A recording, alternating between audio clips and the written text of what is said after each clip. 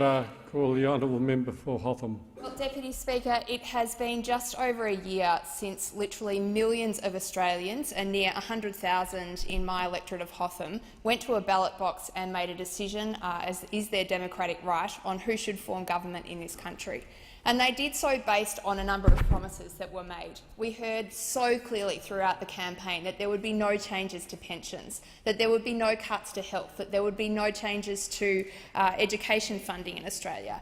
And then right on that night before the election, we had the Prime Minister go on SBS and say crystal clear language that there would be no cuts to the ABC and the SBS.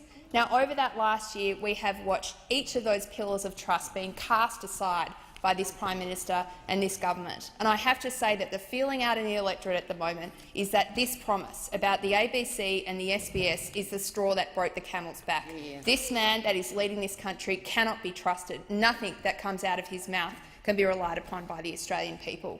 Now, we know in this chamber that the ABC and the SBS provide very important services, and we've heard a little bit about that today. Regional and rural content, the important role that the SBS and the ABC play in delivering emergency services, in children's programming, all these things. But even if you don't think these are important services, the breach of trust at the heart of this is unbelievable. Not only are they lying, but they're lying about lying, Deputy Speaker, and that is what is so disappointing. Front up, prove to the Australian people that you've got some integrity and at least be honest about these cuts.